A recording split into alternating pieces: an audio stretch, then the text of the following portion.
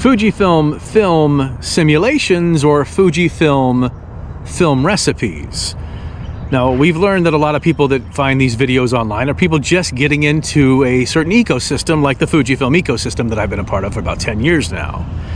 And so while I've always been a proponent of, hey, Fujifilm knows what they're doing, they got good film simulations like Velvia, Provia, Astia, the geniuses like Fuji X Weekly have come up with film recipes. So I guess we're in that era now where everything needs to be filmic.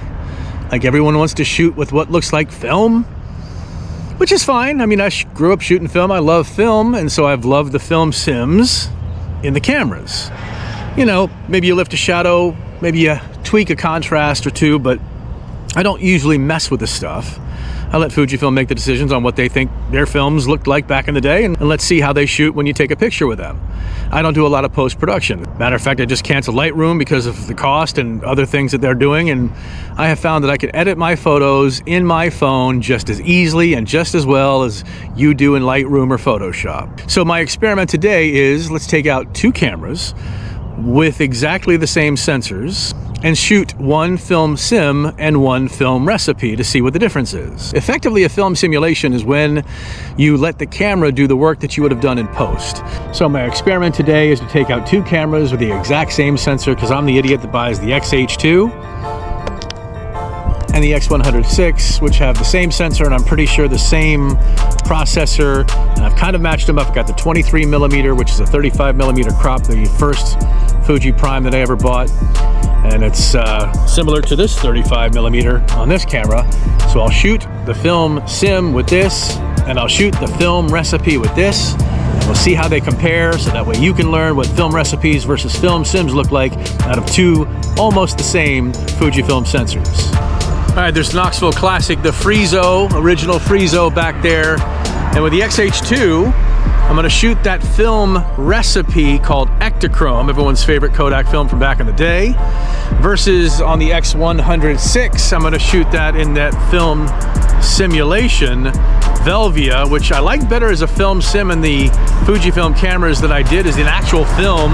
To me, Velvia was just so red and green saturated back in the day that it was just over the top. So that picture of the original Friso Ektachrome film recipe versus Velvia film sim.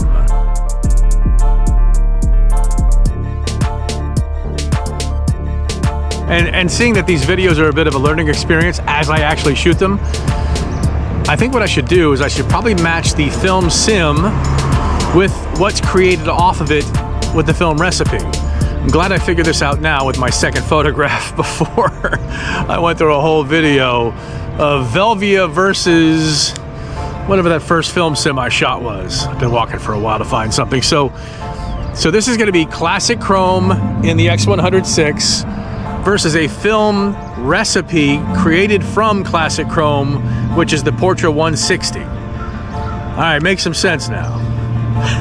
Glad I figured it out. I am a bit of a dumbass. You'll learn if you subscribe to this channel. I'm a bit of a dope. So yeah, we'll do that from this point forward. So classic chrome here, film recipe based on classic chrome here.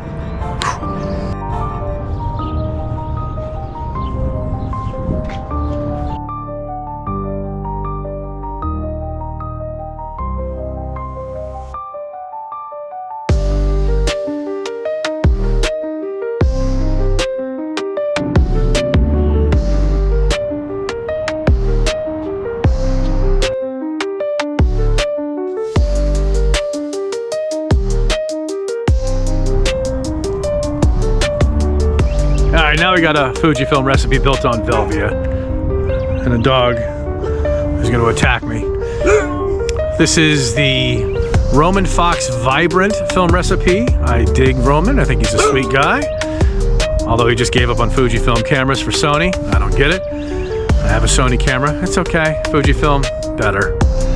But so let's shoot Velvia with the X100VI and the film recipe based on Roman Fox's Vibrant film recipe with this beautiful Ford truck just behind me.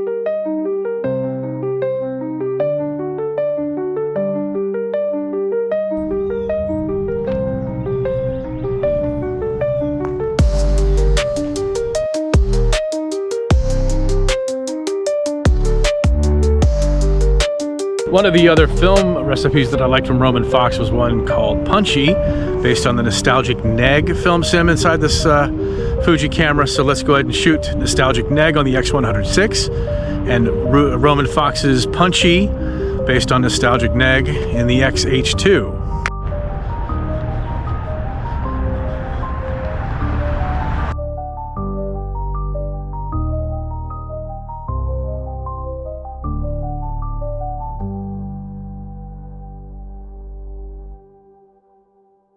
And I really couldn't have done a film sim versus film recipe comparison without throwing some black and white in there. So the Acros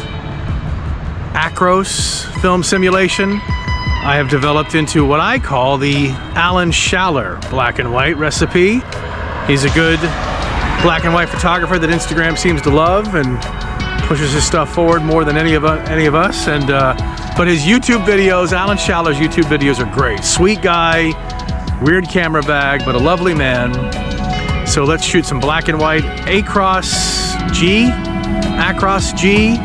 and then I'll put, of course, like I did all the other ones, the film recipe for my own Alan Schaller black and white. High contrast. Of course, I won't find anything good to shoot for black and white, but we'll give it a shot anyway.